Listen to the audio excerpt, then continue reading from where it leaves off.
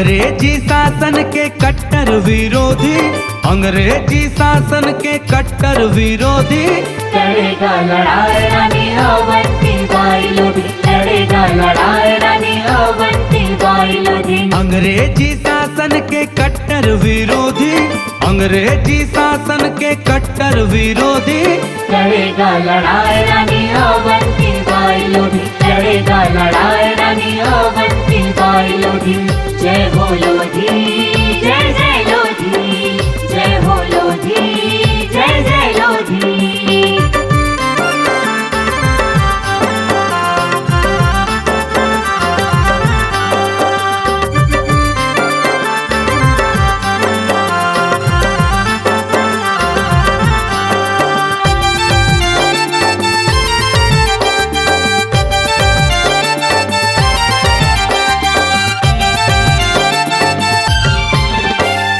सन 1857 के साल उमगे गोरामन बरबन के गाकाल, उमगे गोरामन बरबन के गाकाल। अंग्रेजी नीति के करे बहरहाल, चंडी के रूप सौहे खिला ले लाल, चंडी के रूप सौहे खिला ले लाल। डंका बाजे जे कर चारों मूड़ा कोती, डंका बाजे जे कर चारों मूड़ा कोती लड़ेगा लड़ाई रानी अवंतीबाई लोधी, लड़ेगा लड़ाई रानी अवंतीबाई लोधी।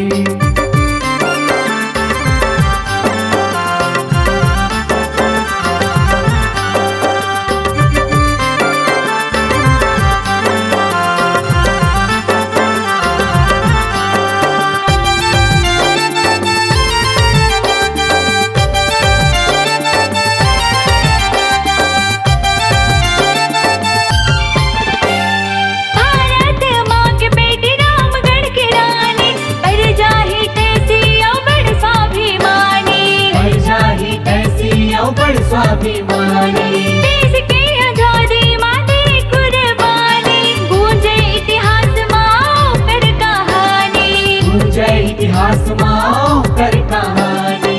स्वतंत्र संग्राम ने वो ही खोदी, स्वतंत्र संग्राम ने वो ही खोदी लड़ेगा लड़ाई रानी अवंतीबाई लोधी, लड़ेगा लड़ाई रानी अवंतीबाई लोधी।